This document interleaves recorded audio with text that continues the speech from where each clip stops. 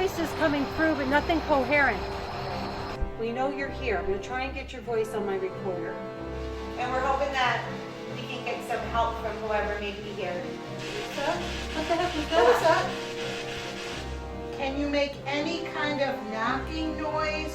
I believe there's still Fairchilds in Connecticut. The house feels strange to you because things are being moved. You have to tell me something about you. I'm telling you about me. Okay, and then the women that were outside waiting for us. Who likes this room up here with the beautiful views? Think it is? Right here.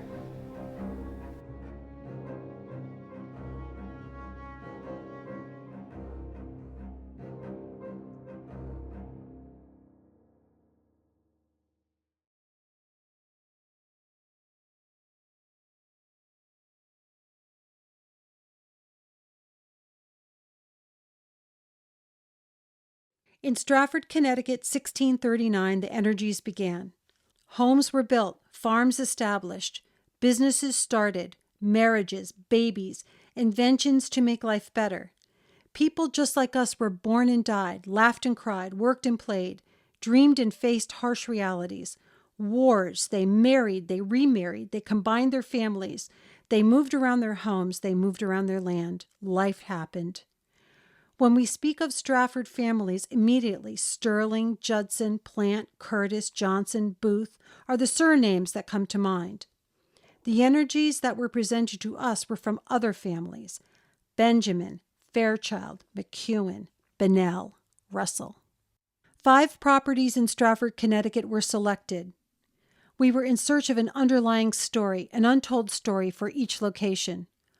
All the energies of the past are still present in the today, with some being stronger than others. With research, modern equipment, and a little old-fashioned mediumship, we pursued these energies. We listened to the energies speaking to us and pursued those energies in a scientific and spiritual manner. As we approached each investigation, we followed the many synchronicities presented to us, and stories began to emerge. Our eagerness to connect to the past occupants of these properties is documented in this film, and our hopes is that our eagerness will spark a renewed interest. The families of Benjamin, Fairchild, Booth, and McEwen, Bennell, and Russell helped us along. One of our teachers from the past, Martha Crampton, taught a wonderful workshop on synchronicities. Does everybody know what synchronicities are? It's when you have a coincidence which seems to have a spiritual purpose. All my life I have been very unobservant. Now I have an opportunity to go deeper, to find the meaning of things, and I notice many things that I never noticed before. And it's amazing how different parts of your body take over when you can't see. I mean, you can feel, you can memorize, you can do all kinds of things without sight. I can still see big things, but it has been a real learning experience for me, and one which I welcome and view very much as a synchronicity. Stratford's an interesting town and has an interesting history. As the English were inspired to settle in Massachusetts, and they went there largely for religious reasons. They'd been outcasts from England and weren't particularly welcome there anymore. And as the Boston area, as the Massachusetts Bay Colony became more and more crowded, there were people who wanted to branch out and settle other areas. And so those settlers ended up on the Connecticut River in Wethersfield and Windsor. From that group of people, as they settled that area, there were those who wanted to create a settlement. They'd heard about some favorable areas to settle along the shoreline of what is Connecticut today, and so they actually sent out an exploratory party in about 1638 to come to Stratford. And the next year, a group of about 48 individuals actually came to Stratford to settle. And most of those people stayed in a fortress area right around the Shakespeare Theater. And they built a stockade. And it really took them about 3 generations in Stratford before they moved out of that stockade and began settling other areas in what's today downtown Bridgeport and North Stratford up around the Oronoque area. This property is well documented in historical books as the Shakespeare property. The Shakespeare Theater, in all its glory, standing as a monument to the arts that were once alive in Stratford, Connecticut. Little fanfare, however, was given to the Nichol-Benjamin house. They were the Shakespeare Theater offices. As the Shakespeare Theater burned to the ground, what we saw was the White House emerging in all its glory. We concentrated on the Nichol family since they built and lived in the White House until their deaths. It soon became clear to us that the Benjamin family energy was most prominent, and we turned our focus on this family. What we discovered in our research, spiritual and scientific, was a shock to us all. We discovered a sea captain, a capitalist, and a family who had all the wealth and fame they could want, but sorrow in everyday life.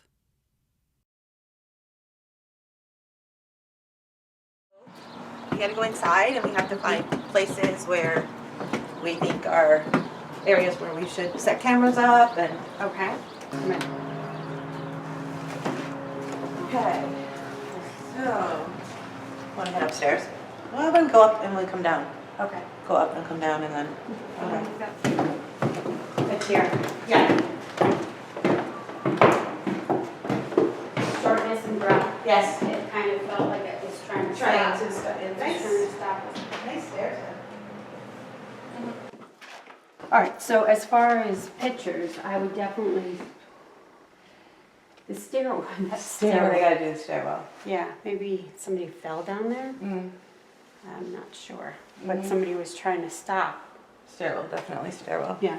Upon entering the yellow room, as we refer to it, Nancy feels a strong energy of a decision maker. This room was added by John Benjamin, so it very well could be his office where he conducted his business. Mm-hmm.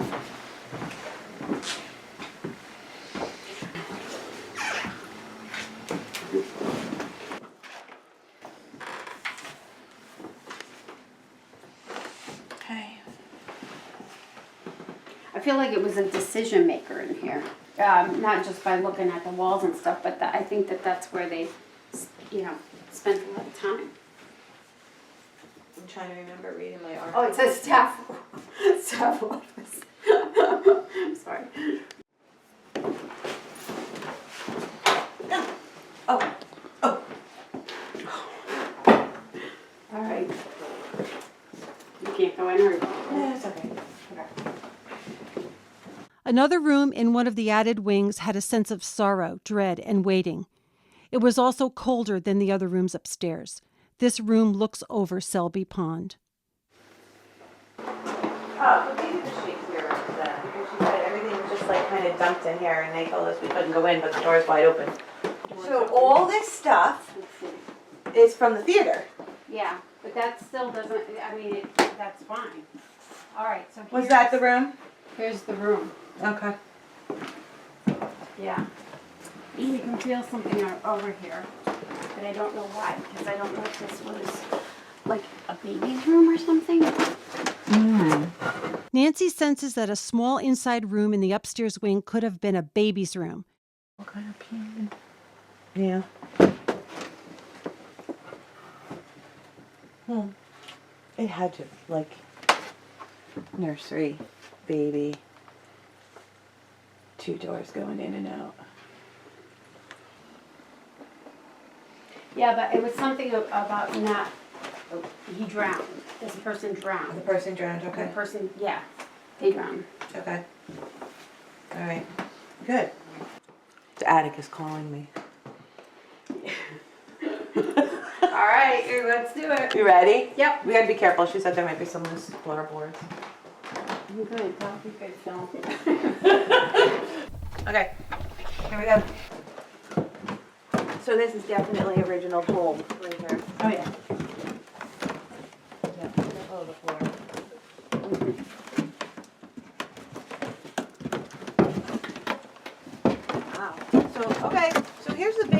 whole house, really, right? Right, this would be the whole thing. So that room that I was thinking was the baby's When room. we get in the basement, we'll know more too. Careful, it's popping. Yeah. Well, look at the floorboard. Yeah. This is old. These are old. These are old. And look at this might be what I was thinking. Is that outside noise? That's outside noise, but look, there's another. Should I try to open it? I don't know if I I should. don't know if we can open it. Oh, well, there's a little booby trap there, too. I just want to see if it goes out. Go ahead. In the original part of the house, built around 1785 by Matthias Nichol, a ladder leading to a hatchway is discovered. As Nancy opens the hatchway, you can see out to the Housatonic River and the mouth of the river that leads to Long Island Sound. Okay. But this isn't the normal widow's watch that we're familiar with. No, I don't even know. Is there one on top of the building? But somebody's But watching this is for how something. you go up. Right. Right. Because this is what it's like at, yeah. I feel like somebody does this quite often. And looks out. Oh, yeah. I'm okay up here. Well, it's kind of just bringing things to It's just- what I've been thinking of. Yeah. Awesome. So there was no other attic. That was just it.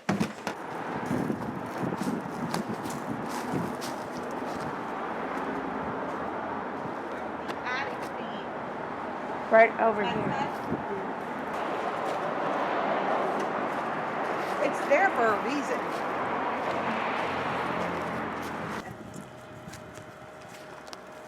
When Jody and Nancy did the initial walkthrough, they both agreed that the main staircase holds much of the energy in the home. So we started our investigation on the staircase. Mickey, did you live here? Bluebird. Bluebird. Bluebird. Bluebird. Okay. Are you Matthias Nichol? With Mickey. I'm Mickey. Mickey! I'm Mickey, he said. With Mickey. With Mickey. With Mickey. I'm Mickey. I'm Mickey. Hi, Mickey. Maybe they called him Mickey. So I think we verified we have a woman. And because we heard a woman's voice. What's the name of the woman that's here?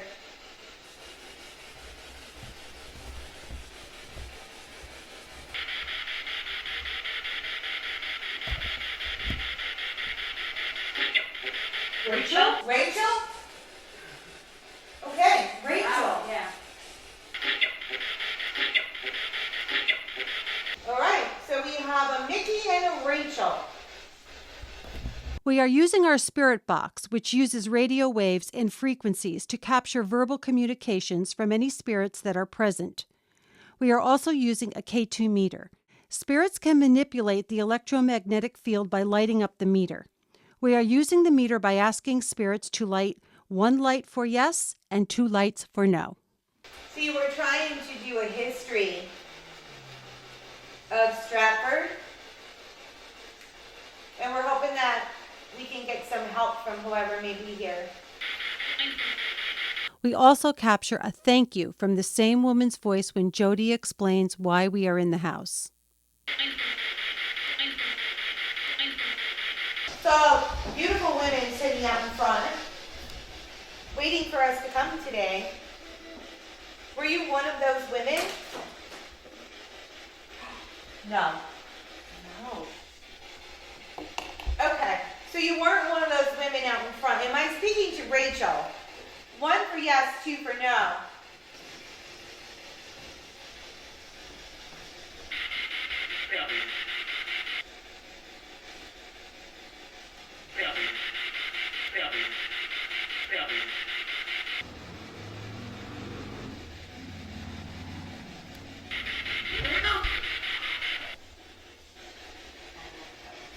was that? Okay. What was that?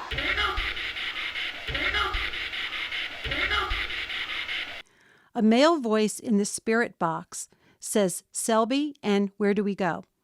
This is our first indication that the salt pond directly in back of the White House may be connected to the people who are coming through to us in the home. Are you Nichol-Benjamin? Or Mickey Nichol? We later learned that John Benjamin had a faithful servant named Margaret Downey, who is listed on the U.S. Census as living in this home with 4 other servants. Could they have called her Mickey? As we investigate the other rooms in the home, we discover that Mickey is everywhere in the house. All right, so Mickey, you're here. Should we go upstairs? Should we go into the ballroom? Yes. Yes. Ballroom. She said yeah. We should go in the ballroom? Okay, we're going. Okay. We move the investigation to the ballroom as directed. Here we begin to get names of other spirits in the home. Can I say some names before we say goodbye? Ann Nichols. Silas Nichols, are you here? No. Hawkins Nichols, are you here? Jonathan Nichols, are you here? You said here? What did she just say? Here was the second word.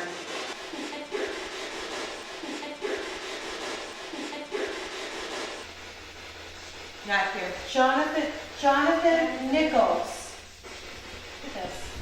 No. Silas Nichols, are you here? Adele Benjamin, are you here?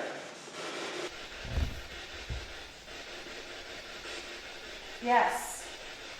So Adele Benjamin, she's a child. 2 children. The K2 meter lights up 1 light for yes, and repeatedly lights up 1 light when I asked if Adele Benjamin is here. Okay, and then the women that were outside waiting for us. Okay, the women. Whoa! What does that mean? That means yes. That Right, means so who are you guys? Who are Because you? I want to know. You just came to me and I wanted to make sure you're all right. Adele Benjamin, are you here? Have you left us? You were here before. Yes.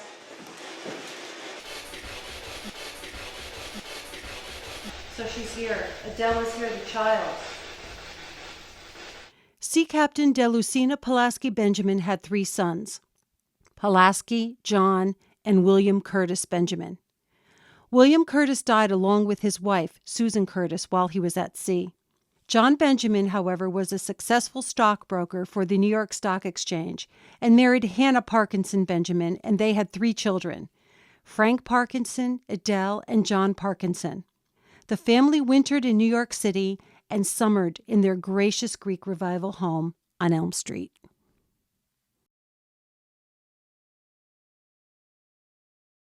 While we were setting up to investigate the main staircase, Richard Martin, historical home enthusiast and avid historian, points out a few historical features of the Benjamin Nichol home. All of these doors are built very similarly. Those pocket doors that lead to the parlor Right. have the same sort of pattern as these doors do. And what it has is the Greek cross at the top. And you can see it on the other doors, the Greek cross. And down below here, it shows this is an open Bible. Right. And all of the doors have that. And this is possibly, I'm thinking, a double cross, because you can see a cross here, a cross there. And it's not like a double cross someone. It's double cross meaning you're twice as holy as someone else. So that's why you would see the difference in the doors. And I was talking to Nancy about the location of the doors in this hallway, and it's very much like they did down for the plantations in Virginia. Actually, you'll see some houses up at Sturbridge like this, with the front and back door directly opposite each other. The side doors, and that window could have been a door. And the same thing at the far end. They're right across from each other.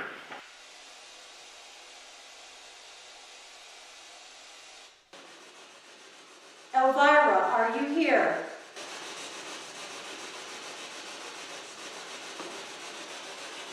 Could be. Could be, could be, could be.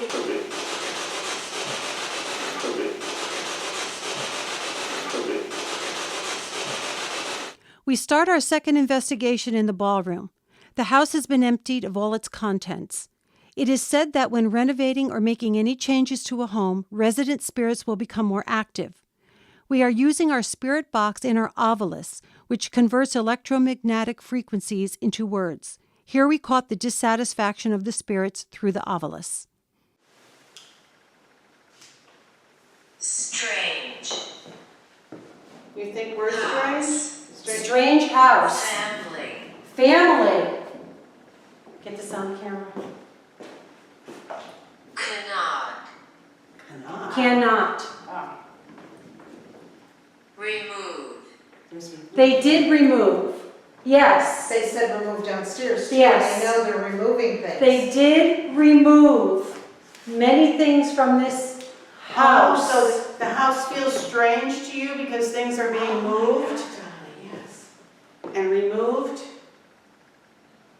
They should not have removed. They removed mirrors. 2 mirrors. Now it makes sense. Right.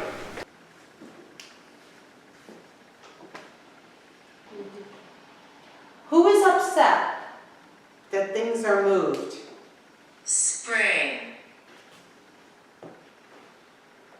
Come.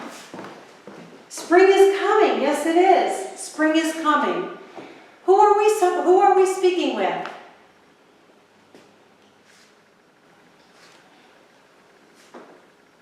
Spring is coming. The house is strange now. Trees were pruned outside.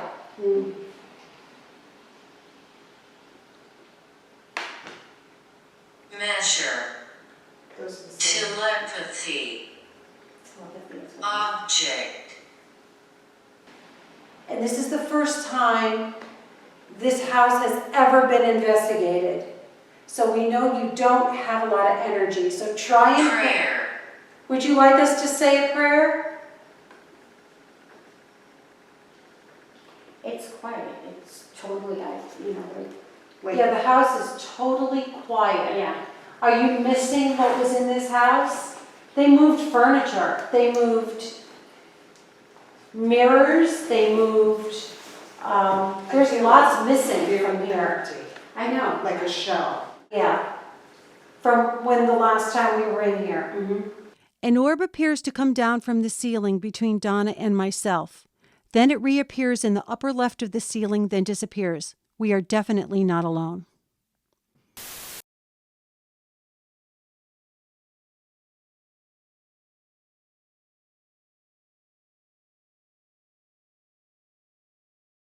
Yeah. It actually was cozier. Yeah. Can we move to the stairs with one of those cameras? And I'll take a camera as well. In the order of bounce away. There you go. I got you Oh, now. sure, it depends on where you're shooting, yeah. I got you. I see her. Okay. All right, we're okay. We're all going to be Thank quiet. God I'm still here. All right. You see me too, Ren? Spin. Spin? On the stairs? Wait, girl. You guys are, I swear, this is not. The way she's mapped. Do the hokey pokey. Well, I have a chill All right. in me, so. Okay. Oh my God, that's why I did it. Okay, so I spun for you. What else do you want me to do? But Nancy, you're mapped weird. I know, because I feel a chill. It's almost like she's carrying someone. That's what I think.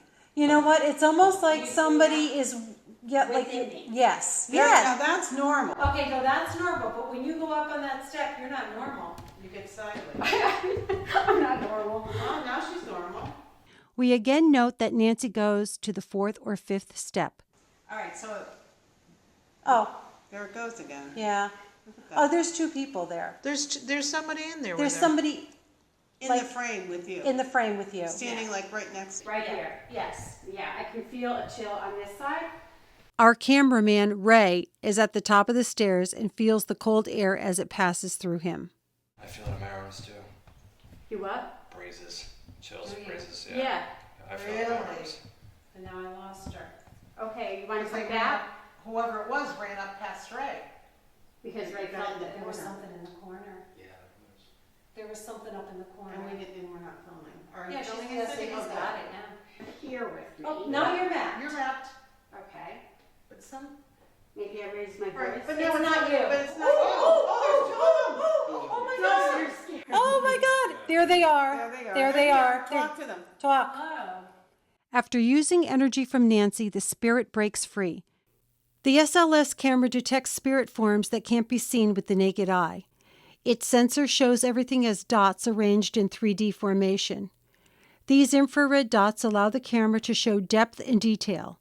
It sees people by recognizing a human shape based on joints and movement. So they must be. Is this your house? You have to tell me something about you. I'm telling you about me. Oh my God, they're touching your head. They're touching your head. Yeah, Yeah. right at the top of your head. And they're tap dancing their feet. Are you dancing? They're tapping their feet. I like to dance. Touching my head. They're dancing. Are they touching? dancing? A little bit there. Yeah. That's what it looks like. Do you want Nancy to spin again? Maybe you want someone to dance with. You have to talk to us through this. This entity Wants to dance with you. This. Wanted this. Wanted this? He wants to He dance. wants this. Do this. Oh, he wants this. Yes, he wants you to dance. Okay. Yeah. How do you? How? You're gonna have to do a waltz. I'm here. There you go. Do that. Is he dancing with me?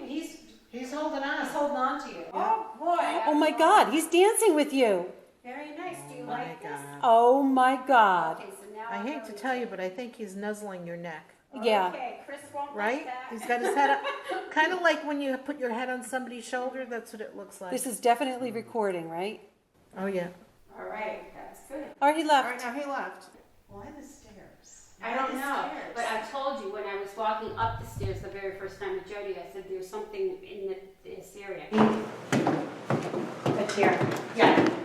Shortness and breath. Yes. It kind of felt like it was trying. So that, whatever that is, oh no, it's back. It's back. Oh, okay. It's right next to you. You're mapped and that other, that's amazing. We can't just, it's just like crazy. All right, so. Like it's crawling right out of her. What? That's what it looks like, doesn't it? Oh wait, did you want to say something? No, it wasn't here. Okay, so you like the stairs, but you don't like to talk. Really? What are those big gray lines? Where are they? I've never seen those before. Me neither. What the heck are those? Like an instrument, maybe? Oh, Are they playing an instrument? Does it Look at that. look like a stringed instrument? Oh my God, they're playing something. They're separate. He's totally separate from you. Totally separate from you. okay. So why, are you mad at me? It's been recording for 15 minutes. I don't know how long these things go for. But it's okay, we can plug it in.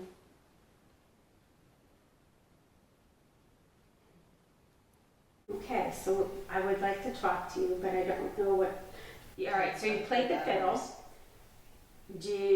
Are you? I'm awed. It's I am not in the awe. banister you're picking up, right? Nope. It's not the banister. No, because No, look he's at, crawling up he's there. crawling up the wall over there. Dun, dun, dun. Because Donna, it's opposite, Yeah, I know. So he's He's right there. Right here. Right here. This figure seems to be full of fun, wants to dance, and overall loves Nancy's presence. Could this be our Captain Pulaski Benjamin? He was a fun-loving, crusty old sea captain who, as described in his obituary, was well and vigorous up to the last day of his life. We documented lots of activity in the Yellow Room. This room was added on by the Benjamins. This could have been John Benjamin's office, as Nancy, in her initial assessment of the room, feels many decisions were made in this room, while his children Frank, Adele, and John Parkinson played. Okay, is there anyone who would just I think like that's to Raymond, communicate? though, that we're Would somebody mapping over like there. to talk to us? Yeah, that's Raymond sitting in the chair, right? Mm-hmm. Yeah, Raymond, move. Move. And move away. And just see what happens. No, it's not Raymond. Oh my God, There's a little small child with you. Oh, No, that's Raymond. Stay there, Raymond. Stay there, Ray.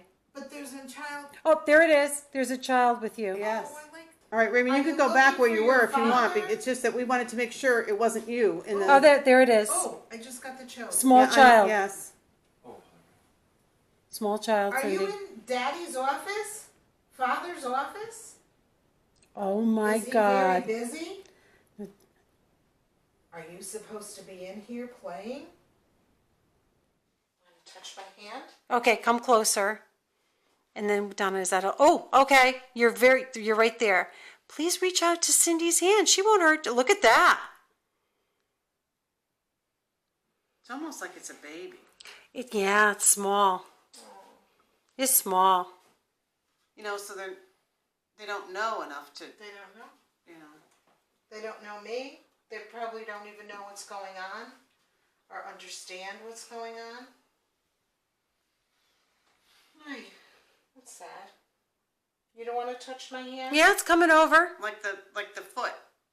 Yeah, the foot's like kicking you. Kick me. Kicking my hand? Yes, kicking your hand. There you go. Oh, touch your hand. It's touching. It's you now. touching you now. Touching you now. But very cautious. And I have no way of talking to you unless you talk back. Can you talk? Can you try to pull some energy? Speak to us? It is possible this small figure is John Benjamin's son, John Parkinson, who died at age 1 year, 7 months from water on the brain. He most likely could not walk because of his injury. Did he hit his head somehow on the 4th or 5th step of the main stairway? You just sit there and Yeah, sit and you there. move around. It is sitting, yeah. We investigate the small room in the cellar where we feel there is activity. Okay, let's try this again. So let's reaffirm that Mickey is here.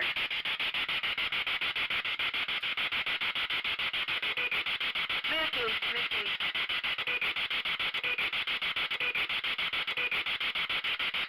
Okay. Mickey seems to be the dominant name in the home. We have yet to determine who this is. Was John Benjamin's old and faithful servant Margaret Downing called Mickey? Could the voice that came through the spirit box, "I came with Mickey," be one of the servants that came with her to the Benjamin home? So Mickey, we know it's you. So we want to have a little bit of help. We found your trunk. Is this your trunk? Did you bring this with you? Has this been in this house since 1800s, 1700s? No.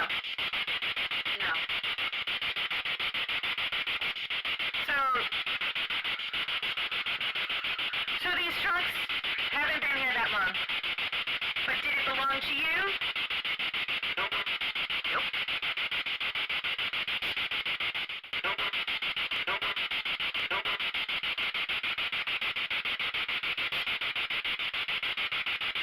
Try to put all your energy into... You're lighting up the meter now. Get that. Thank you. Here we go. Okay, good. Thank you. So... Okay. That's stop. Thank you. So, Mickey, is this you? No.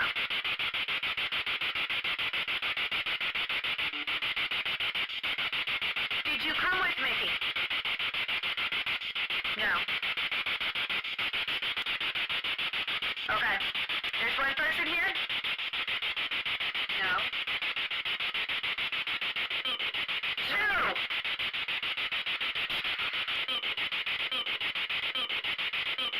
Thank you. Thank you.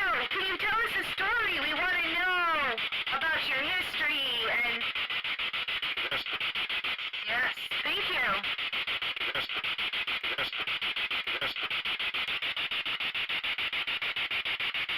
So maybe we'll give you a break. And I'm gonna turn off. And then we'll come back. Okay? We go back to the yellow room one more time to see if we can capture the same child again. Come on, honey. You know you can do it. Let's go. Come on. You're really, really strong. You have a lot of stuff in here to grab energy from. Just show yourself one more time. Yep, there it is. There, oh, yep, she showed and gone. Try again. One more time. Well, we certainly caught some pretty good stuff tonight. Mickey, are you in the room? Mickey, you're everywhere, so I just got to ask that question. Child's here. Look at that. Oh, that's awesome. Child's back. Thank you for coming. So, okay. So, are you still sitting in the chair? No, left. Can you come back, please? I wanted to do an experiment, like raise your left hand, raise your right hand, jiggle your toes, jiggle your fingers. No? Don't want to come back.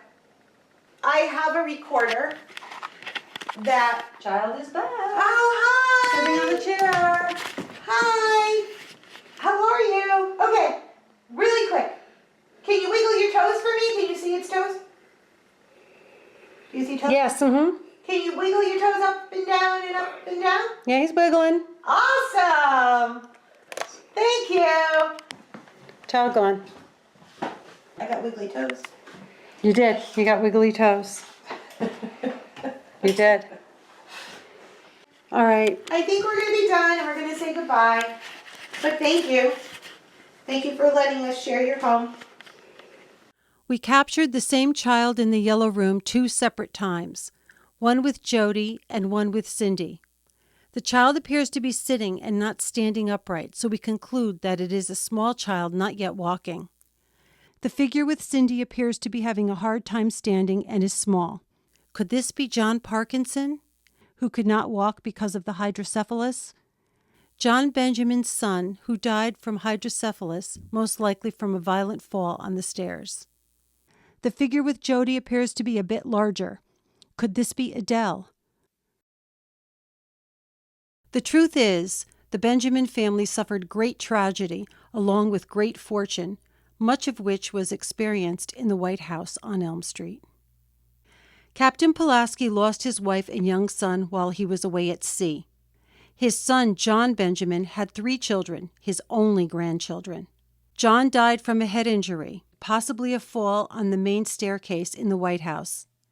Frank died in Colorado, possibly from a drowning or some sort of accident.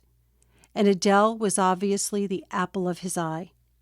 A letter was discovered written by John Benjamin expressing his grief over the loss of Adele, all the while doing business. Adele died from a highly contagious disease in New York City. Her body was transported to Stratford, and her funeral was held at the Episcopal Church. But there is a record of her burial in 2 cemeteries. Captain Pulaski, upon retirement, ferried a cutter up and down the Housatonic River. The cutter was named Adele. Upon his death, the cutter was scuttled in Selby Pond. Why? Adele was possibly waked in the White House. Was she waked in the basement? There could not have been a viewing as she was contagious. She is documented as being buried in 2 cemeteries, but a body cannot be located in either. Selby's Pond is a glacial pond behind the White House on the Shakespeare property. It is a salt pond that was used by the early settlers to prepare flax.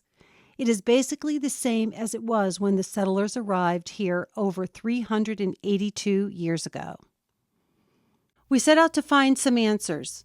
We droned the pond as well as took some underwater pictures. We used a 360-degree horizontal underwater camera to accomplish this. We found what may be the top of the mast.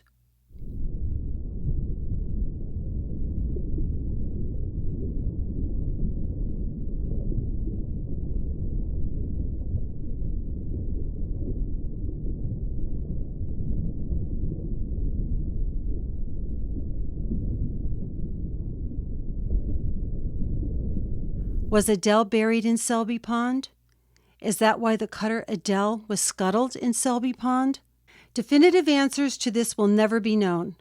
Adele and John are upstairs playing, and Captain Pulaski is dancing on the stairs of this magnificent ancient home.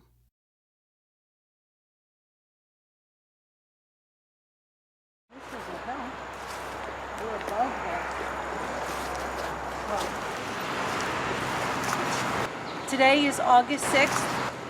It's about a little after noontime right now. The trolley left Bridgeport at 2:30. On its way through Stratford to pick up more passengers, coming this way, across the river road into Shelton. We're going to be here at the exact time it happened. 120 years to the day. So in 1897, there was a lot of activity in the North End to try and have the trolleys extended clear up past Booth Park and beyond into Shelton ultimately. Well, the Booth brothers heard about the trolley cutting through their property. They were essentially going to have parts of their property taken from them by eminent domain, and they worked with the trolley company to reroute the trolley tracks, and they ended up getting rerouted over Peck's Mill Pond. Laying the dead on the grass mound at the Peck homestead. Well, this had to be the grass mound that we're on.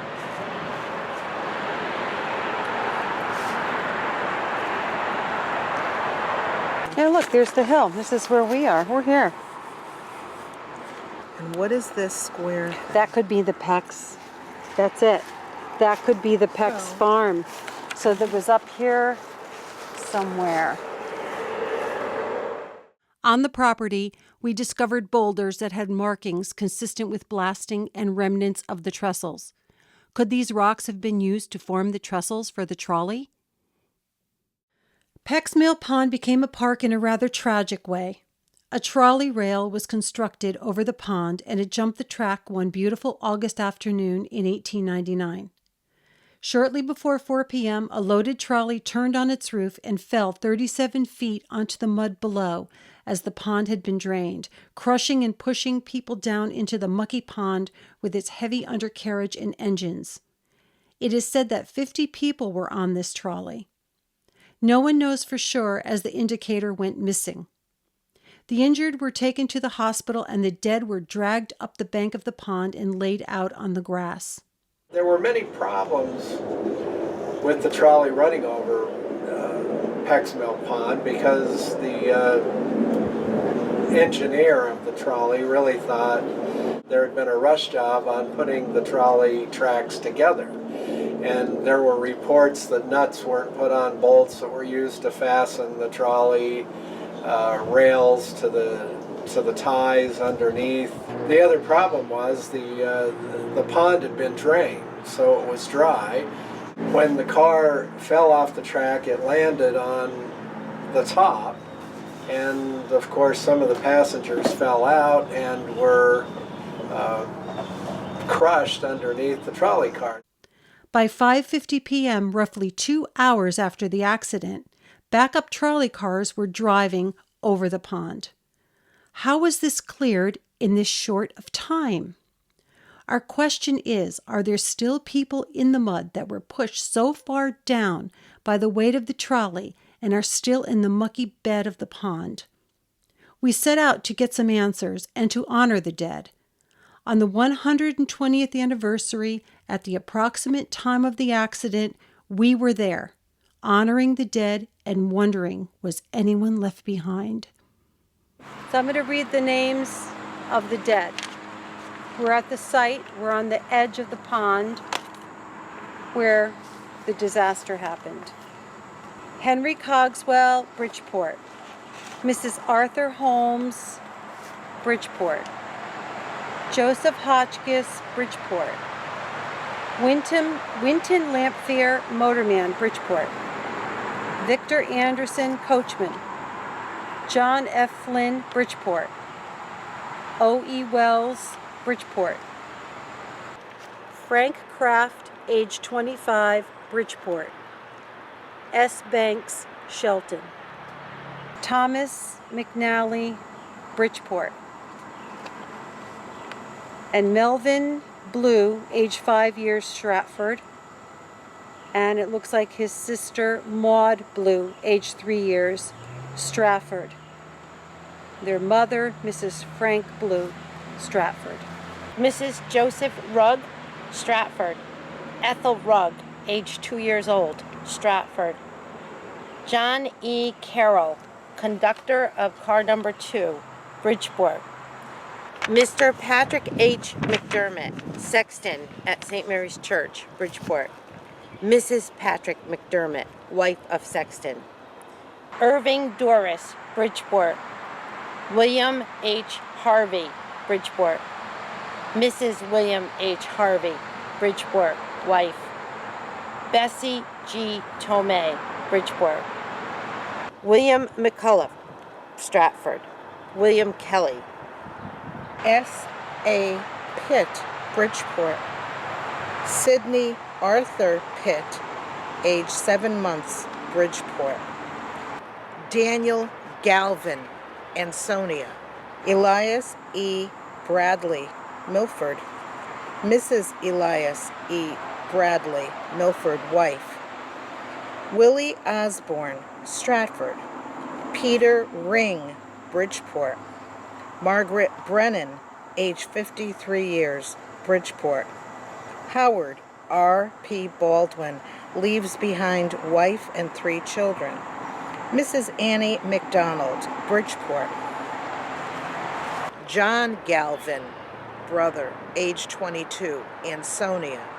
William Cotter. We'd like to add a list of the severely wounded who survived the crash. They lost loved ones, but they survived. Charles Delaney, New York stockbroker, internal injuries. Margaret Farrell, right leg amputated above the knee, will probably die. Arthur Holmes, Bridgeport, contusion about the body, left leg crushed. Frank Kratt, Bridgeport, injuries about head and neck.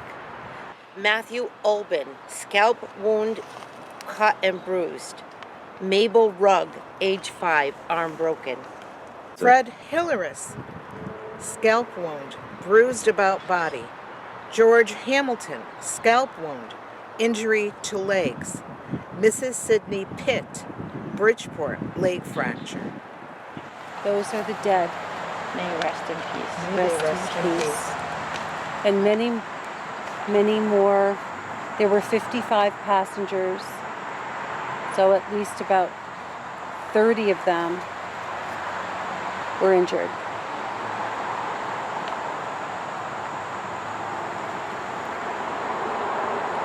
For all the survivors, for all the families of the stricken that were murdered, basically they were murdered, we're sending them a blessing. So we're wondering if there are any people left behind that they didn't find in the mud. The pond was drained, it was all mud.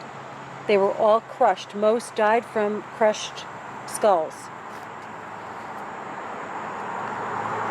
So the car and the motors pushed them into the mud.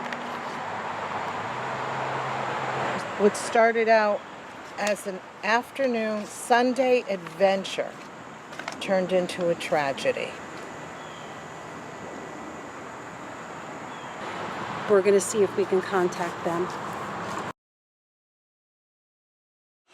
Are you John and Bessie?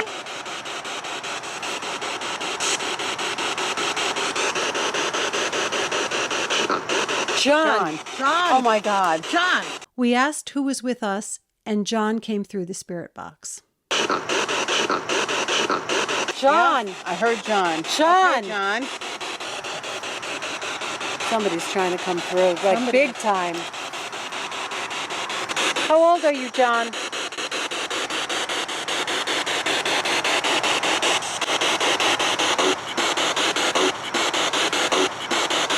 How old are you, John? What? 20. He was 22. He was 22 when he died. We read a lot of names today. Some of those people have expressed the opinion that they felt very strong paranormal vibrations coming from Pecksnill Pond due to the people that were killed there. This is really active because we had this on the other day and nothing was coming through. Right. The airwaves are clearer at night. We returned to see if we could capture any more entities or spirits that were left behind. To our surprise, the SLS caught something so horrific. What's that? What do you see, Gina? Raymond. It was Raymond. Oh my God. No, it wasn't Raymond because I just saw it. Oh. Oh my God, there's somebody here. All right, so where are you aiming at? Right here. Wherever it was right here. dancing. All right, say so. Here it is. So we see you here. I see you. All right, so he's... Wait, that's backwards, right? Yes. All right, so it's standing right there. It's right here, standing right next to us. And Looks like they're trying to get out of something. yeah. Like trying to climb out. of Yep. something. Yep, there it is. There he is. Doesn't it look like he's stuck? He's trying to get Yes. Yes. get free. Like he's almost like laying down, like let me out of here. Let me out of here. free. Trying to push. Look at his leg, how it's bent. Yeah. You getting creeped? Well, you got to be careful now because it's getting dark. Oh, he's back. Oh, there's two. There's two. All right, We've got two maybe that's people. maybe that's not a good idea. We've got two people. All right, we're going to stop snapping. Yeah. I'm going to stop because I'm not getting anything. Yeah. All right. Look at this. He's back. He or she is back. Who is this? Is that more than one person? Maybe somebody's on top of one another? Kind of looks like that, doesn't it? Up, go on. Up, back. It really looks like they are fighting to get free of something. Looks very hysterical, doesn't it? Yeah, chaotic Yeah. and Because they're usually not hysterical like that. no. No, this is like tortured. Yeah. All right, we're coming back. Here you are. It's one person. No, I see. It's one person. Oh, there's the other one. Little. Small. Oh. Oh. I told you it was two because it was meshed into, if they stand next to one another. No, that's one there. Go on. There were those who thought then and since that there were people that were never found that had been crushed further into the mud and they never found them. It would be hard to ever confirm or deny because no passenger list was kept. We had no way to know who was on the trolley, who was supposed to be on the trolley, and so an accounting of who was actually killed could only be taken by actually picking up the bodies that they did find and counting those. We feel strongly that the spirits are not able to leave because of their untimely demise. One witness to the accident observed that before the trolley jumped the track, the passengers were singing and laughing. Are there still some passengers left behind? We have immortalized them in film. We acknowledge their existence and the price they paid that warm August afternoon. Maybe we will never know, or maybe someday we will.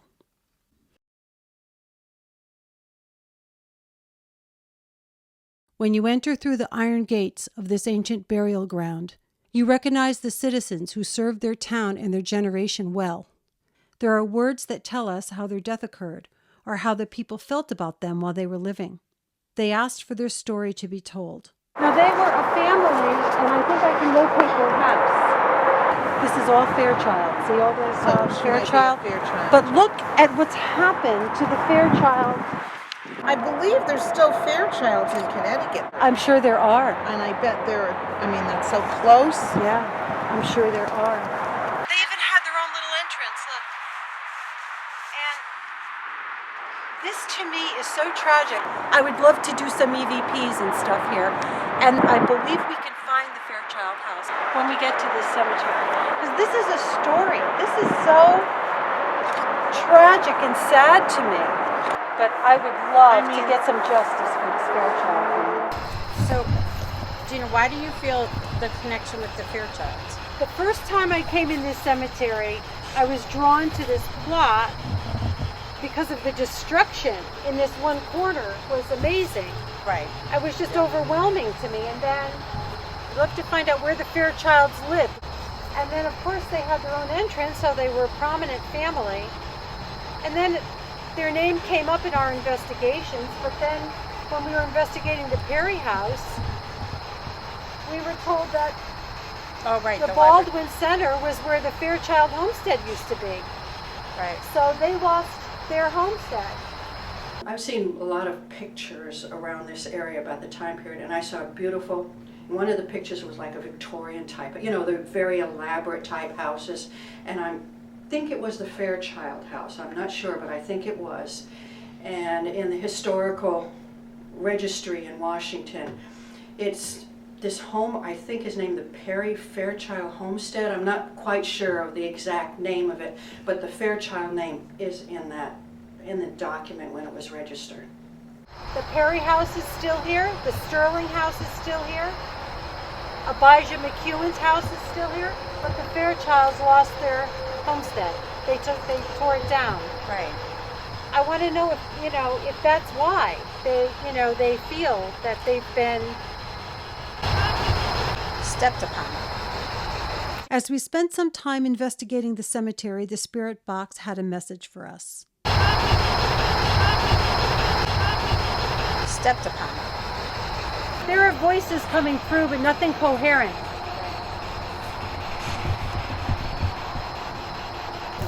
What's going on over here? Who's buried over here? Does anybody want to talk to me over here?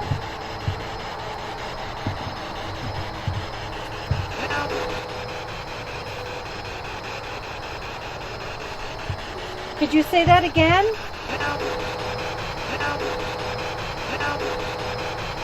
The Fairchild families and the McEwen families are the strongest energies on this civic plaza. We were unsure as to what they were telling us. Now we knew. Fairchilds, who have their own large plot with a private entrance, and the McEwens, plain, simple, buried alone.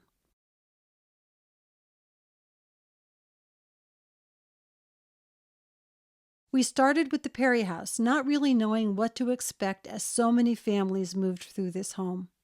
We decided it was a good place to start as we were searching for the homestead of the Fairchild family. So in the early 1600s, mid-1600s, there were lots that were up. There was a lottery to purchase the lots in the town of Stratford. And a gentleman by the name of Benjamin Beach won the lottery for lot number 10, which is where the Perry house stands now. And that was in 1693 when Benjamin Beach built the house. It was 4 rooms. There was an east parlor, the west parlor, and then there were 2 chambers upstairs. And it actually had a thatched roof when it was originally built. And then Benjamin Beach lived here for several years, and then in the mid-1700s, it was purchased by a gentleman by the name of Isaiah Brown, about 1743, 1745. And Isaiah Brown was a blacksmith. He lived here with his family for a number of years. And then when he lived here, he added on the room in the back, which is called the keeping room. And he added that room, and then the appearance of the house changed to become more of a salt box appearance. And it's our understanding that the newer homes that were being built in Stratford at that time were that style of house. So then it became a salt box. And then several years later, one of his children, who was also carried on with being a blacksmith, added on this room that we're in right now, which is the office, and the blacksmith shop became here. And then several people owned the house after Isaiah Brown.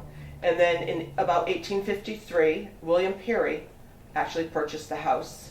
He was a grocer, he was a cobbler, and a probate judge. And he used to actually make shoes for the Federation Army.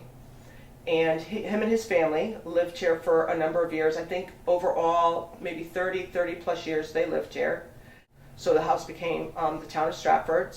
And then in 2003, I think, is when the foundation was formed, the Perry House Foundation.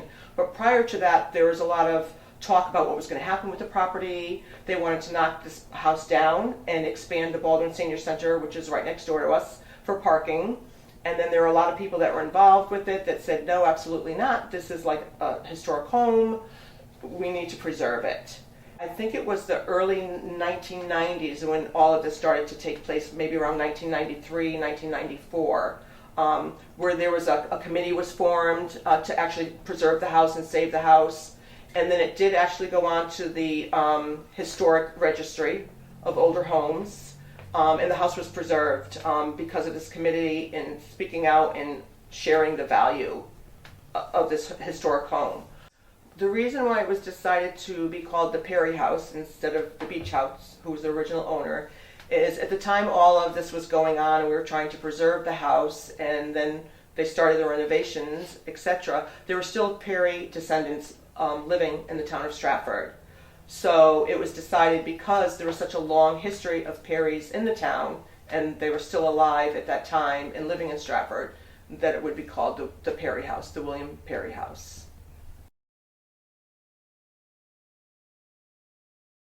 We set up our equipment and set out to find where the hot spots were in the home. Can you make any kind of knocking noise or come through that speaker and communicate in any way? Speaker.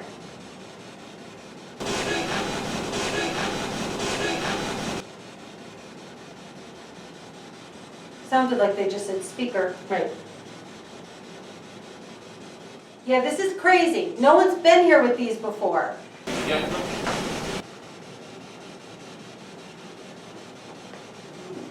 Could you guys make that out?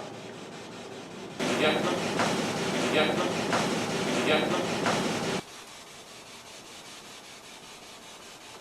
We're going to move on to a different room. We'll see you in the keeping room. We move on from the front parlor to the keeping room.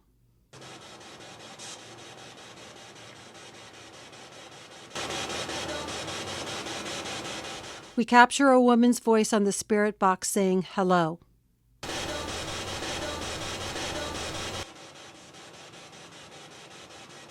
That was a female voice, but I couldn't make that out. We capture many female voices. The house seems to have layers of energy over hundreds of years of inhabitants. Okay, so we hear a female, but you're not coming through enough. Okay, what I'm going to do is I'm going to hand this over to somebody, and I'm going to get the SLS.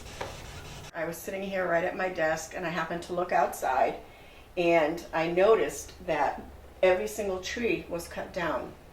They were there previous to that. It could have happened the day before, but every tree was cut down.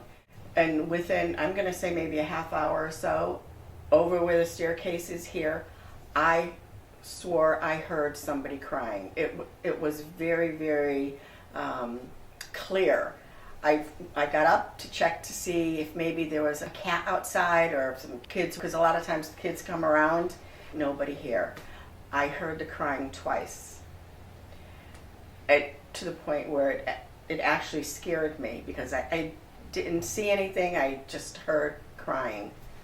And the funny part about it was I had emailed somebody on my board, and I said, just letting you know that I'm sitting here, I heard somebody crying, and also somebody cut down every single tree in the front of the house. And the exact words out of their mouth were they're crying because the trees are gone. So I haven't heard anything since. Is there someone here in the room with us? 2 people. 2 people. It said 2 people. Okay. We determine there is a female spirit present. It is confirmed by the spirit box that 2 people are in the room. 2 people.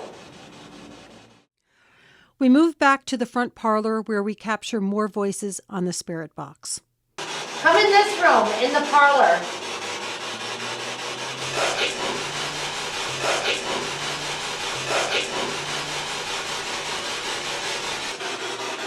Do you enjoy when they have host parties here?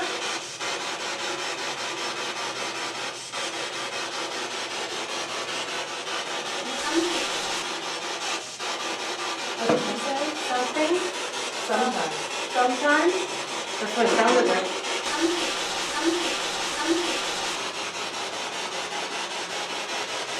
Is anybody here?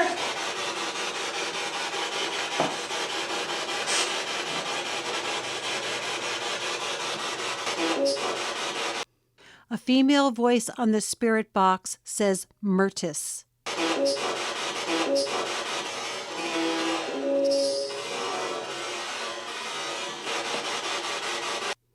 We move upstairs to one of the front rooms in the house where our initial walkthrough, we all felt a sense of peacefulness. What's your name? Who likes this room up here with the beautiful views?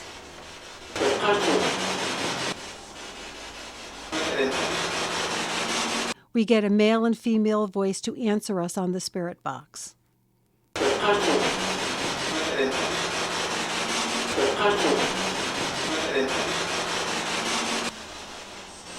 How many people live here?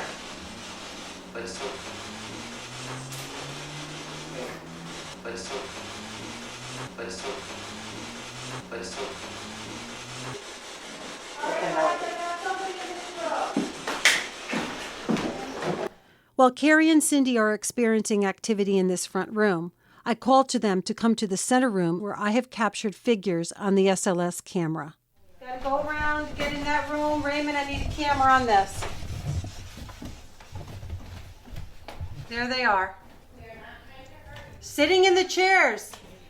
Our SLS camera picks up 2 entities, both sitting in the chairs beside the spinning wheel.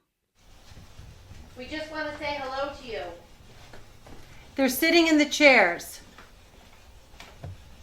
Are you women? Can you talk to me? All right, go behind the spinning wheel, Carrie. Can you talk to us?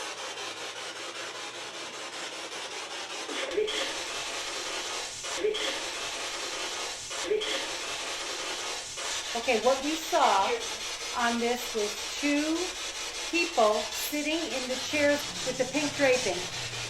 Is this the male and female that have been communicating with us throughout the house? Can you talk to us? Do you have something to say to us?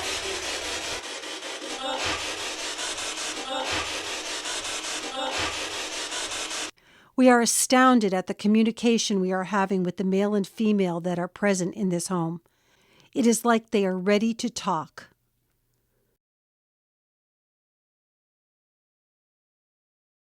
We return another day with Jody in the front center room upstairs where we capture the 2 entities sitting by the spinning wheel.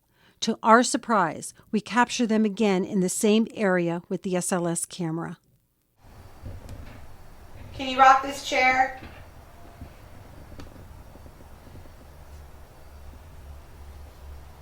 Alright, so here's the thing. We're just getting you guys geared up, and when we come back in this room, I expect somebody to be here. I expect somebody to be sitting in these chairs. I expect somebody to speak to us, moan, groan, I don't know, punch me, do whatever you want. Make the spinning wheel spin. There's 2 people. There's somebody in the chair. Thank you. Thank you for coming. Ray, I had it. Isn't Cindy filming it? Yeah, I had it, but now I'm blocked.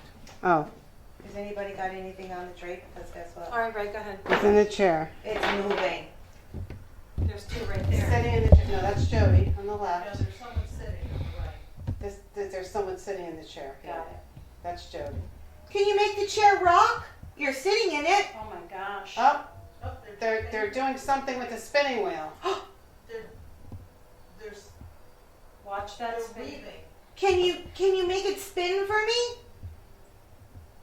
Are you really spinning? Were you spinners? No, there's another figure here. Look. Yeah. There's 1, 2. One is just standing. Oh, now they're going. Thank you for coming. Thank you for coming. So there are 2 people in here. And I don't know if anybody caught it, but that was moving. What? No, we might have. You might have caught it on the. It was very faint, but as I was looking at it, I saw this fold go like very faint. Oh, that was great. Thank you for coming.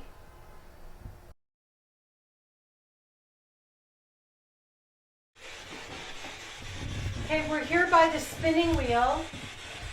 I'm Gina. We saw you sitting here maybe about a month ago. Are you still here?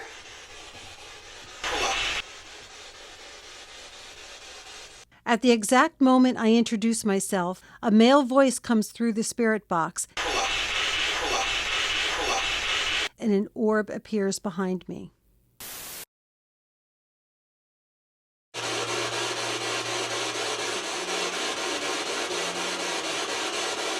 Is there anything you'd like to tell us?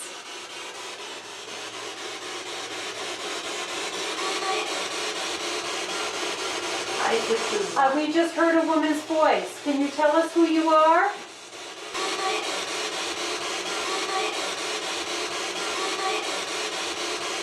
I think someone's trying to talk to us tonight. I have a big chill. And I'm not cold. I'm not cold at all. I feel like something's here today. We hear very clear on the spirit box, I am Henry, in the spinning wheel room. Did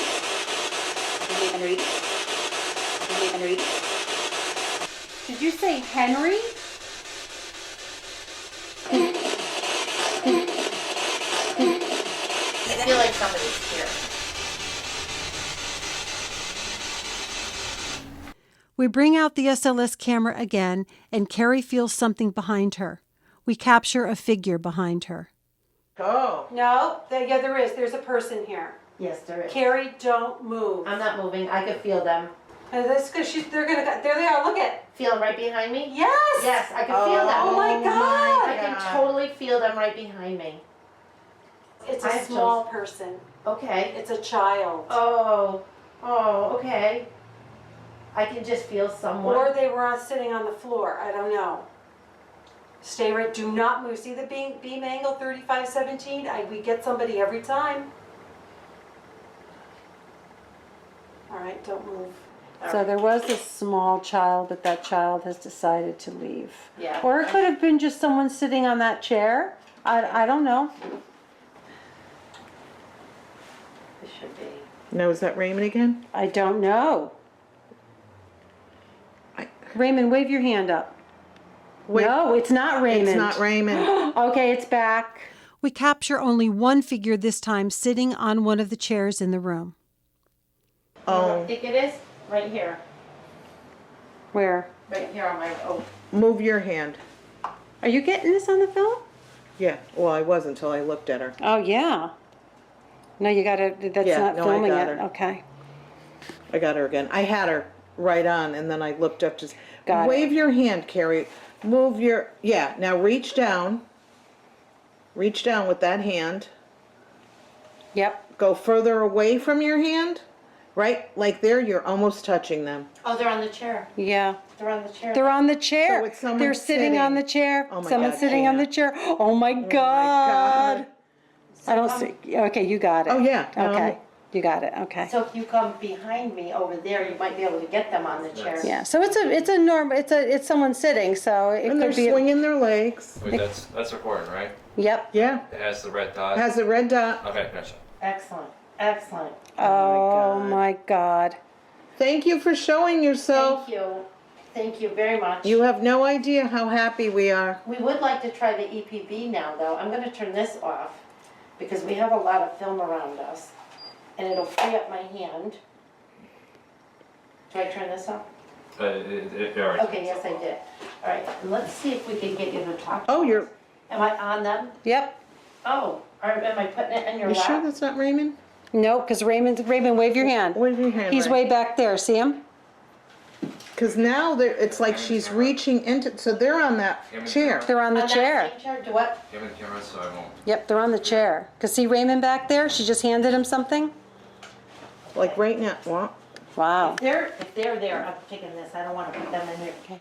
We caught entities on our SLS camera in the middle room. They were busy sitting by the spinning wheel. So is there some way that we can communicate? Is that a rocking chair? It's reaching out and trying to touch your leg. Yeah, reach that hand out. You're going to touch. Yep. Look at it. It's holding its arm hand out. Its hand out. Oh, and it just brought its hand back in. Okay, I won't scare you. I just wanted to. No, I think it's a very Shake hands? curious. Yeah. Hold your hand out for Carrie. Carrie is a good person. Hi. I'm just here to say hello. Ooh, ooh. Keep your hand out. Say hello, that's all. I'm not going to hurt you. Look at that, Cindy. Oh my God. This is crazy. This is. Reach in a little bit more. Oh, look at the arm came out. Look at that. Thank you. Thank you for listening in my meditation. Thank you for feeling me. It doesn't, its arm is out, but it doesn't really know what to do. Yeah. You said they were dancing? You want to dance? Oh, they're moving a lot. Moving their legs a lot. Do you want to dance with me? Come on out. Come on out. Come dance with me. Oh. Gonna dance with me? I think it stood. It's standing. It's standing up. It's dancing. Yep, it's dancing. It's dancing, Carrie. It's dancing. We're gonna dance together. Oh my God! Yay! Look at that, Cindy. Look at that. It's dancing. It's dancing. Yay! Keep dancing, Carrie. Come on, yay! You could do this. It's standing. And this child is dancing, and I have the chills all over. Yes, I do too. I'm so happy. Come on. Only I wish we could communicate. Okay, we're back. We're online. Do we see any? Mm-mm. We're waiting to map you. Behind me? Okay, we got Okay, you. we got you. Up. Yep. I see somebody. Yep. To my left? Oh, that's Raymond. Oh, Wave your hand, Ray. Yep, it's you. Oh, it's Raymond. this is me. Sorry, didn't mean to sound disappointed. Actually, it's not Raymond. It's up in the air. Look. Oh, it's Cindy. climbing up. Oh my God, it's climbing the ceiling. Oh, I okay. don't know See, if I I like could. This is not a child. This is not a child. This person is up in the air. Up there. Cindy. The large figure upstairs is pointing toward the Baldwin Center or the Curtis House, which is now the Pisty Funeral Home. Could this be Myrtis Fairchild? It has been long known that a spirit goes between the Pisty Funeral Home and the Perry House. Is this spirit Myrtis looking for her homestead? I really feel you here, and I really want you to communicate. This is not a child. No, This it's is, actually, the one before was smaller. this is a big person This here is now. big. Oh my God, and it's up in the air. He's got like Yeah, he's up there. Okay. he's can like you talk to shooting us out at all? something. Look at his arms. Tell me what you're feeling up there. See how he's Yeah. shooting out something? Yep. Oh my God, Cindy. The mother was here, hanging in the air. She was like, She was hanging in the air. It was that. It What was wasn't she throwing? on. I mean, if you can imagine, she was just, her arm was going out like this, and it was getting long, like she was like projecting something that the camera was mapping. But she was just hanging in midair. I've never seen that and then before. climbing more. And then Like yeah. she was like climbing more, like imaginary stairs. But long legs, long arms. We think this might be a child, but could be anything really. We have the names Henry and Myrtis. It is known that Edward Lamson Henry, a well-known colonial American painter, visited the Perry house frequently. We do, however, find a Myrtis who is very connected to this home, Myrtis Virginia Fairchild. The large figure we capture seems to be pointing in the direction of the Baldwin Center. Myrtis Fairchild out for her daily drive with her dog Max and her horse Bess. We feel this is the only known picture of the Fairchild homestead. These are pictures of Myrtis Fairchild and her dog Jerry at the cemetery entrance to the Fairchild family burial plot in the old Congregational burial ground. When we first entered the burial ground, I was drawn to the Fairchild plot. We believe it is Myrtis who is using our energy to tell her story, a story of sadness and loss. Although called the Perry House, the Fairchilds occupied the house from 1893, when Benjamin T. Fairchild bought the home, to 1956, when the last of the Fairchilds to occupy the homestead, his sister, Myrtis Fairchild, passed away. In 1893, Benjamin Thomas Fairchild bought the Perry House. The Perry House was to house his coachman, Mr. Moon, and several servants.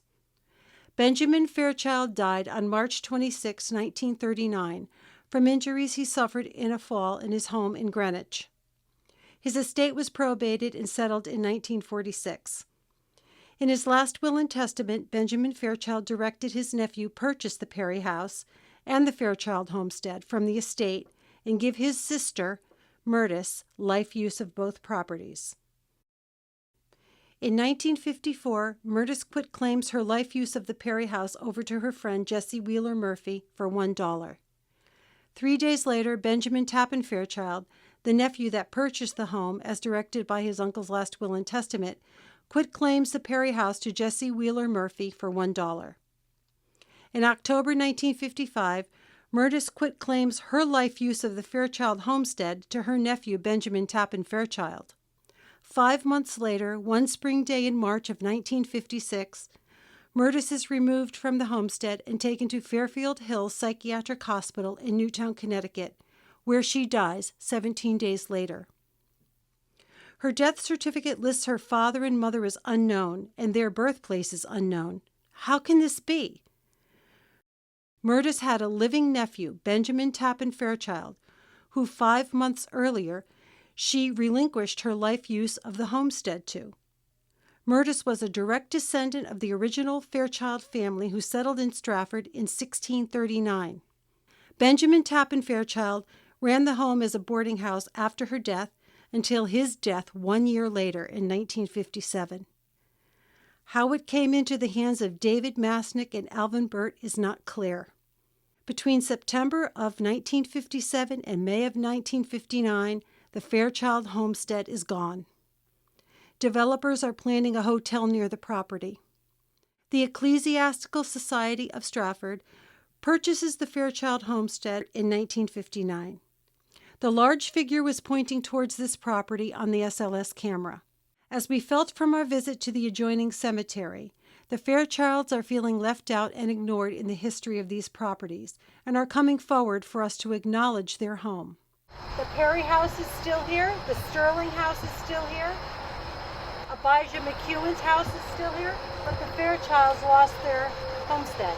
They tore it down. In 1907, Benjamin Fairchild, Rufus Spinell, and John W. Sterling built the stone wall around the cemetery with their own private entrances. The Fairchilds were very active in preserving the Sterling block. When Cordelia Sterling passed in 1931, her will named her sister, 2 nephews, and Judge Howard Curtis, all who lived on the property, were to plan for the Sterling block and a community center. Benjamin Fairchild was not named along with his neighbors. The Judge Curtis home still stands. The home that Sterling Bennell moved into still stands, which is the Abijah McEwen homestead. Sterling House still stands. The Perry house, his coachman's house, is still standing. The Fairchild homestead, demolished.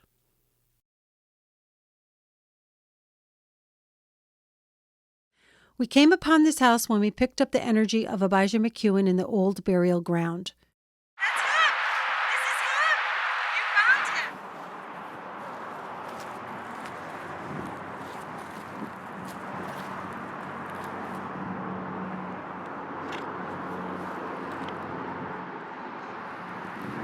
We found him!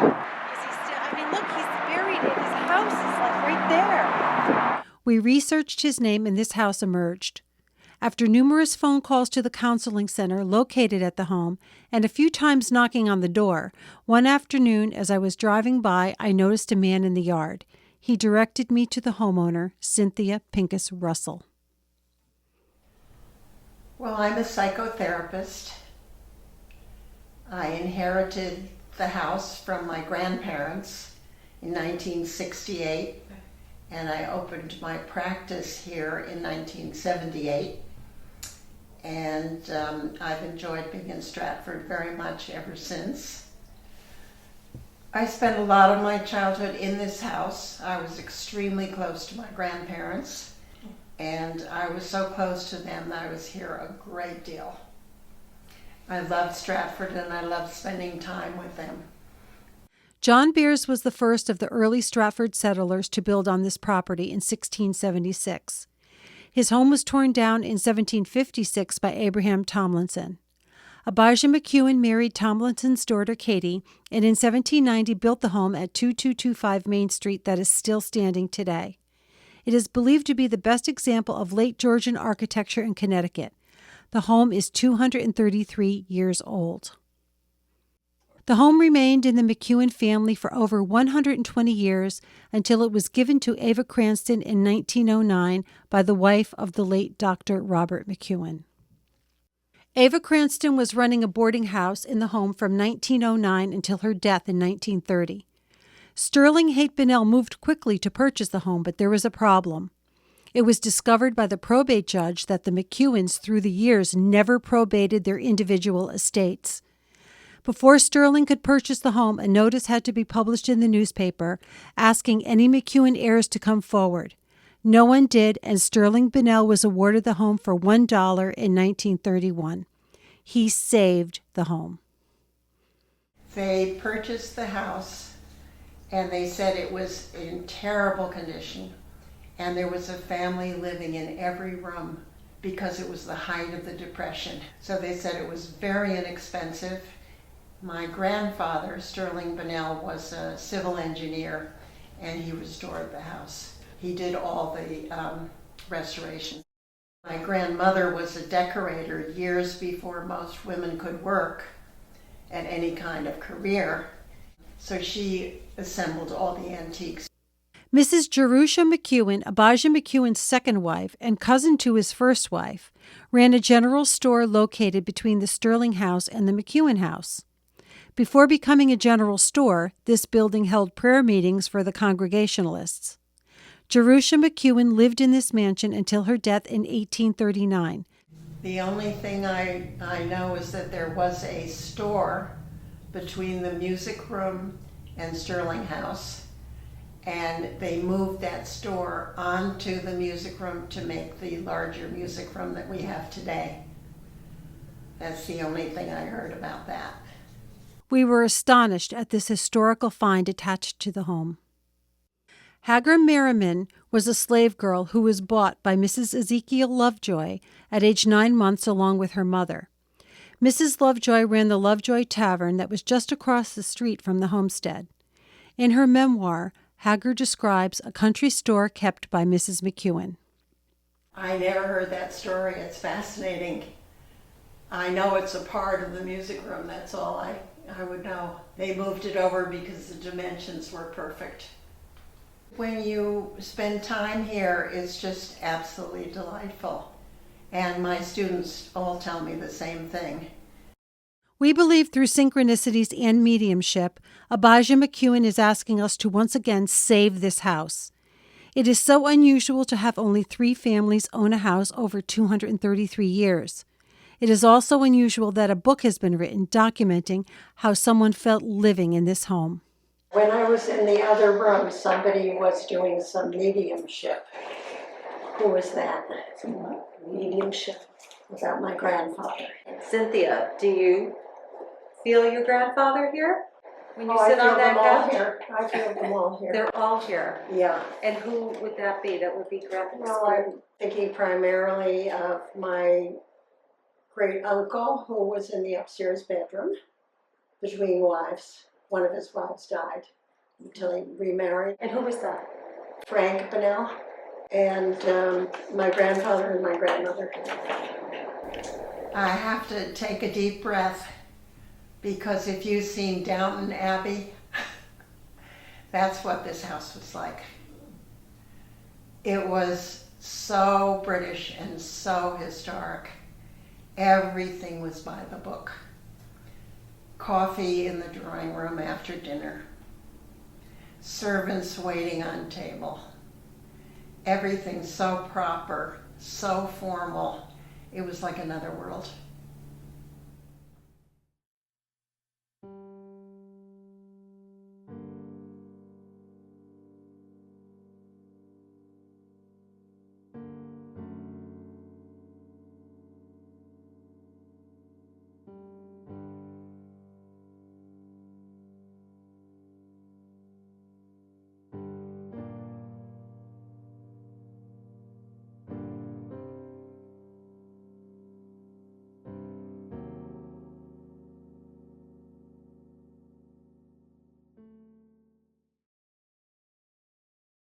Booth Park is known for its park-like grounds and unusual outbuildings. It has a solid history in the town of Stratford. We did not feel any energy coming from the outbuildings. We were drawn to the main home on the property. Richard Booth came from England in 1663, and I'm afraid I don't know the whole genealogy, but in the 1800s, Betsy Nichols married David Booth, and they had 2 children, David and Stephen. David and Stephen passed away in the late 1940s and had no heirs, and so they left this park, which is 32 acres, and all the buildings on it to the town of Stratford. Their family lived here continuously from 1663 till the last one died in 1949. We believe we know where part of the original foundation of the homestead is. It's under the parlor here. There's some like brick and stones that we think were part of the original foundation. This segment will be the investigation only. We will present our evidence to you, evidence of a family that began in this home and is still present today. The investigation starts in the billiard room of the main house.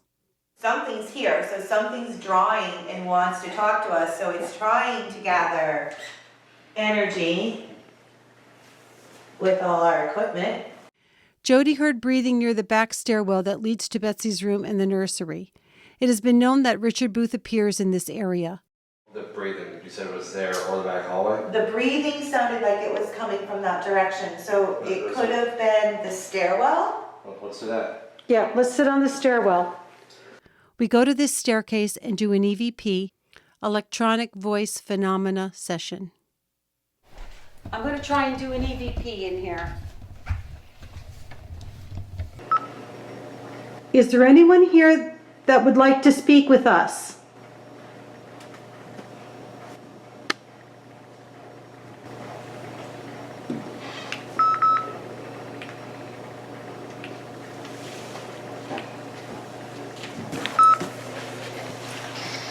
Is there anyone here that would like to speak with us?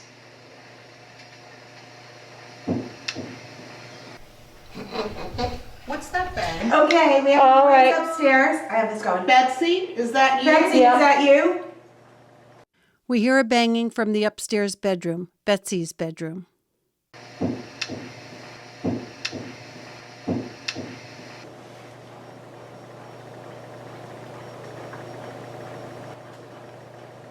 Whoever banged upstairs, can you bang again?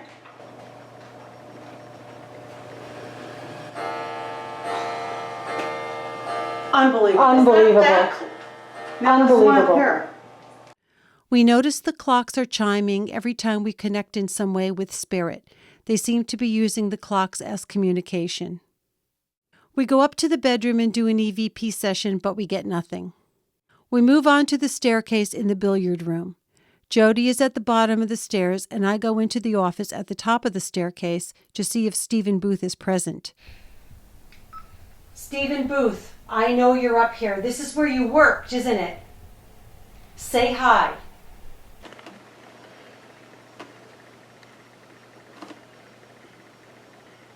You had a lot of safes in this house. This is a beautiful office.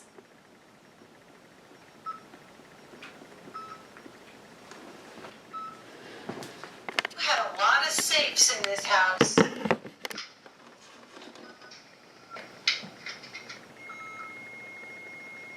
But you probably did it the wrong way. Okay, yeah, okay. All right, hold on.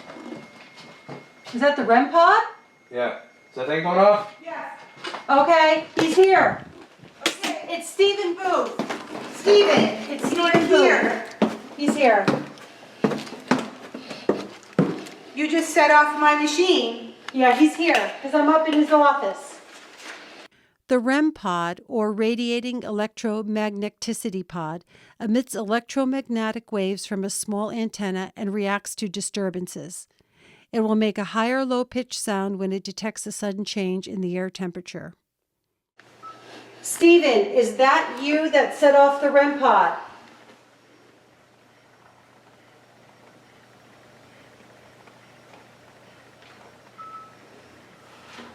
That was going off before, and I thought that was Gina's recorder. Stephen, is that you that set off the REM pod?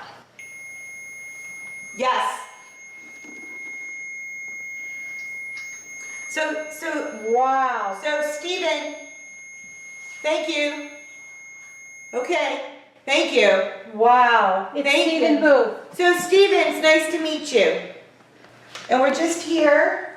We just thought we would talk to you and get to know you in your story. We want to just tell the world about you. Can you light up my thing one more time to let us know you're still here? What was that? That was Gina from the recorder upstairs. Was it? Thank you. Okay. Stephen, please talk.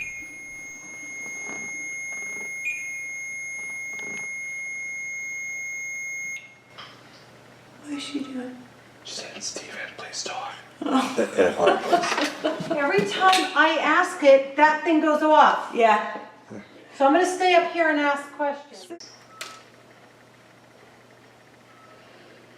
Stephen, please let the REM pod light up now.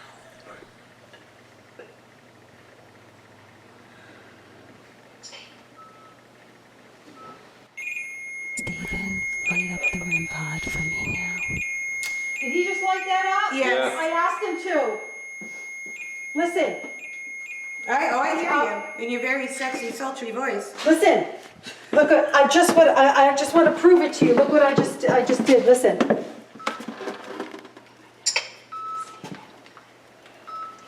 Listen. Stephen, light up the REM pod for me now.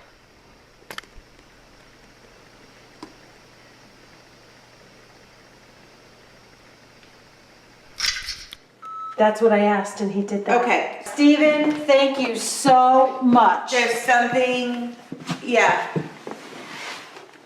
I mean, they connect with certain people, and he's connected to you, so. Stephen, I'm going to try and get your voice. We know you're here. I'm going to try and get your voice on my recorder. Stephen, please talk to us. And look at that. So I can't get your voice on the recorder? Jody, oh my God. My recorder's going, Gina. Wow. All right, so we know Stephen is here. We know Stephen Booth is here. Stephen is the one that lived in that house, the other house, right? Married, divorced, and came back here. Stephen. Yes. Or was it? Stephen! Stephen! Unbelievable. Please turn it off. It's all right, so wait, we just proved it's not Raymond. It's not Raymond with the camera. It's not you. And I'm not picking up any EMF, any electronic anywhere. Look. That is crazy. So Look, there is no look, electrical there's no electrical current here. Unbelievable. Because this didn't even go off next to the REM pod. No, it didn't.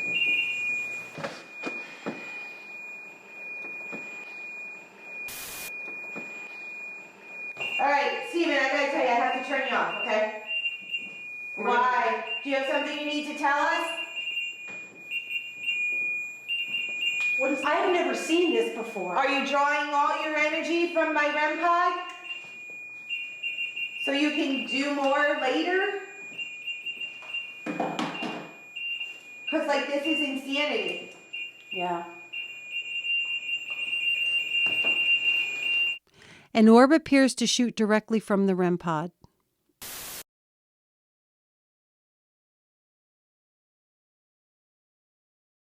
Okay, I'm shutting you off. Enough. We moved to the office where I was trying to contact Stephen Booth. Jody and Cindy conduct a spirit box session.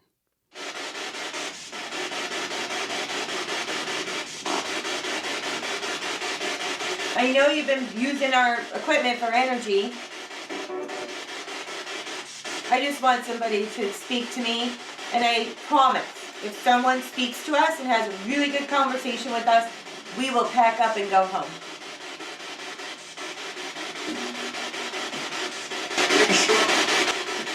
Was that am I sure? Yeah. Are you sure? Are you sure?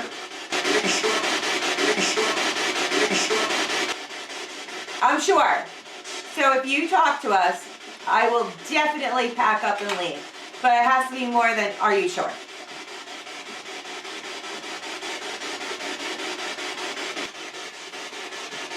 Do you like it when people come here?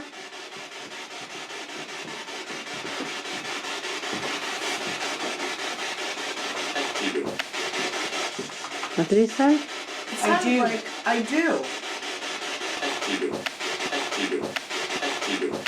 So you do like when people come here? Because you did leave it to the town of Stratford.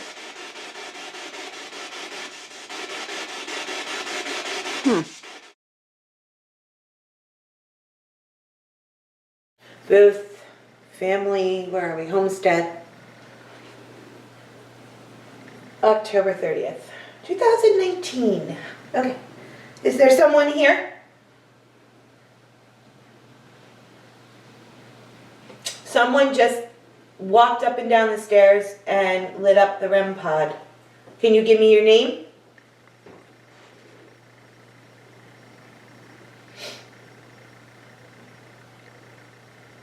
Can you show yourself again?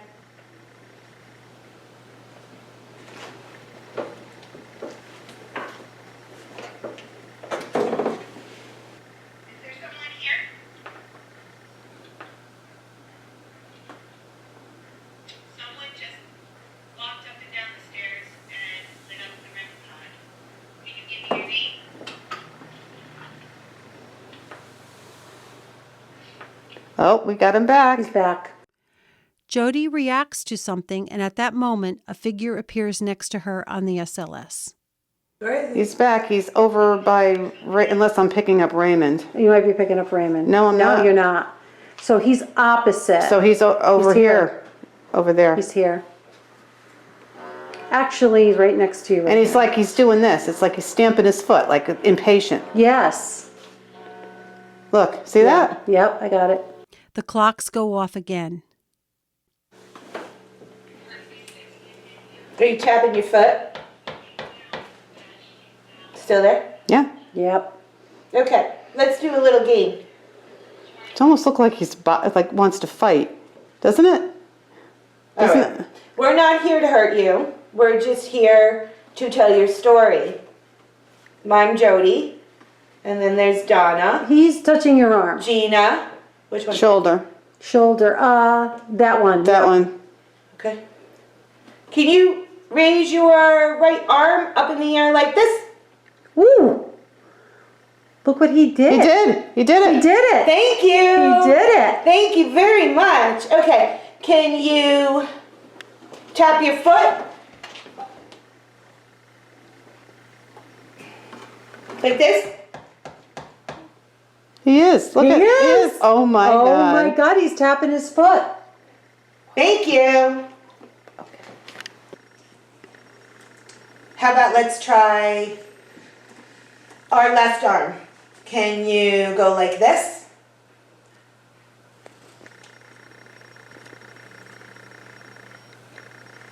Yeah, look at Donna. Look at the Oh arm. yeah. Ooh, he Oh, just it's did weight, it. yeah. Just Awesome. did it. Yep. Thank you so much. Yep. So like I said, we're not here to hurt you. We're not here. We just want to be able to share your story. So we have all these things tonight. I have a Oh, look at that. recorder. You said we wanted to share your story, and he folded his arms. Like, yeah, oh, really? Yeah. Okay. Yeah. I really do. I'm being serious. I am not telling a lie.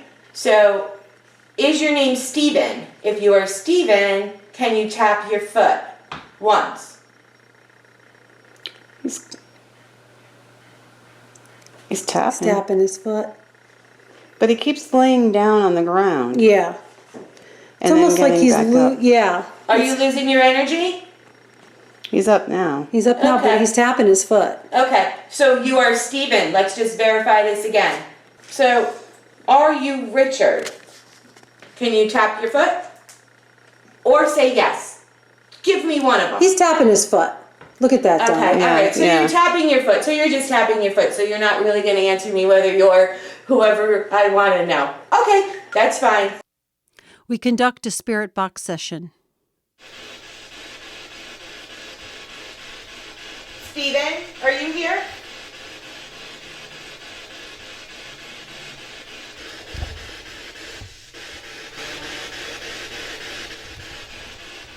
What the heck was What was that? that? We all hear a disembodied moan coming from another part of the house.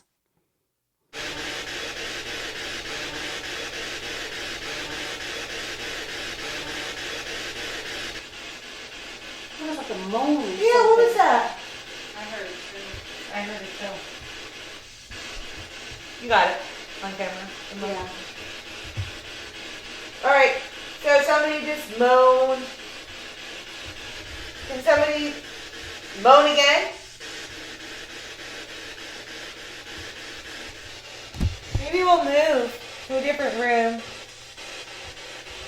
No one wants to light up the REM pod tonight. No one wants to talk. Someone talk. Wish you could talk back.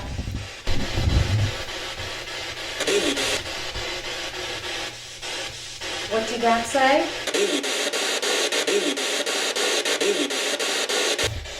Leave. It sounded like leave. Well, maybe we'll leave this room and we'll go into another room. So, whoever was talking to us, thank you. A voice on the spirit box asks us to leave, so we go into the dining room. Is that the pantry? Yeah, that's an awesome pantry. Oh, That could be the pantry. There was definitely an energy in the dining room as all lights on our meter are lighting up.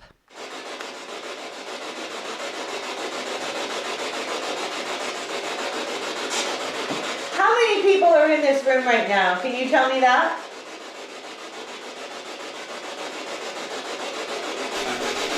Seven.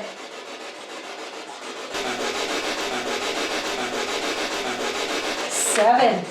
Thank you. Thank you. The cameraman, 5 team members, and of course David or Stephen make 7 people in the room. Betsy, are you here?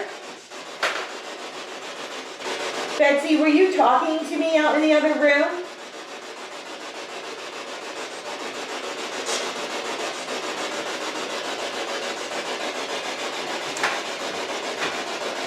She's talking to me. Bessie. Yes. Yes. but I can't make out what she's talking about from room to room. Betsy, is Richard in your way of speaking to us? Yes. Yes. Thank you, Betsy.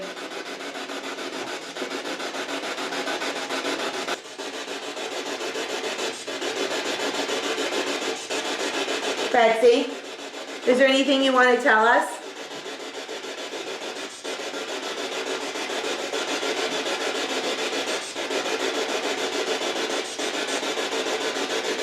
Richard, leave her alone. Richard, go back to your office. We're just going to have a woman sit down.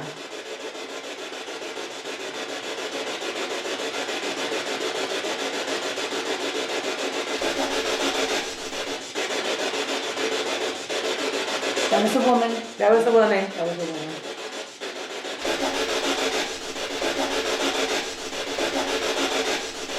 You guys don't want to light up my machine, huh? Okay.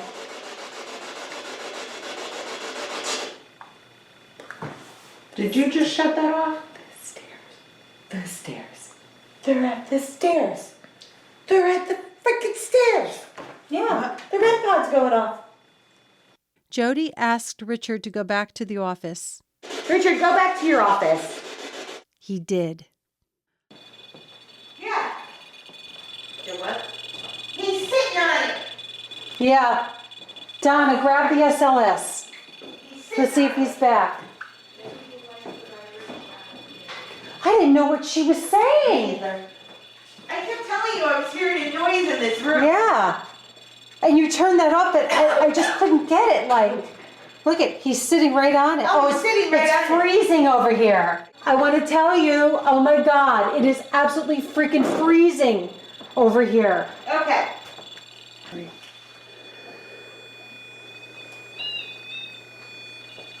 Get off of it.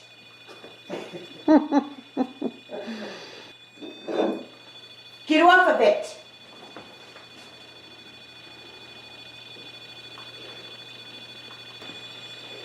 Want to try lights off? A little darker? Yeah. Can we do a little darker? Oh, there goes another one. You're sitting right on it. Get off of it.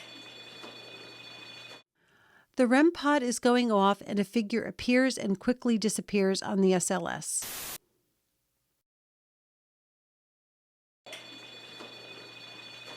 God, it's like a laser light show. You can see a small orb or light hovering over the REM pod. Oh, look at that. I've never seen that REM pod do that. You're building up good energy. Come on. Keep going. Oh, all of them are going now. I know, that is incredible. I don't think I've ever seen that. Oh.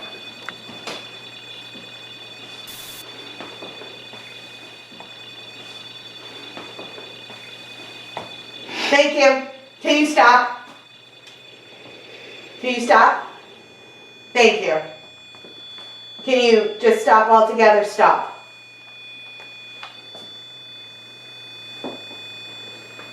Are we picking which color we want to light? Just stop. Please stop. And I'll leave the room.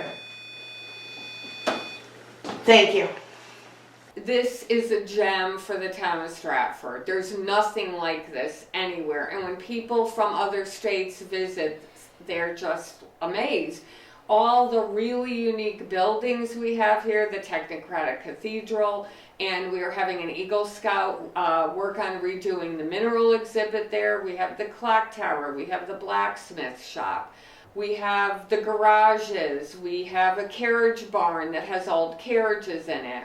We have the Americana barn where we weave rugs, and that's part of the school program where the kids actually are weaving rugs. It's just a gem. I would love it if eventually the Stephen Booth house could be redone, because it really is a very nice house inside, very unique, and really unique details architecturally. It's a great place. I love it here. It's wonderful. We have no story from the past. The story is in the present. The Booth family is still here. They are all still here. It is our hope that we have sparked a renewed interest in the 5 properties in this documentary, and that it will lead to a whole new era for each one of them. There are still many more stories to be told through research, scientific equipment, mediumship, and of course, synchronicities.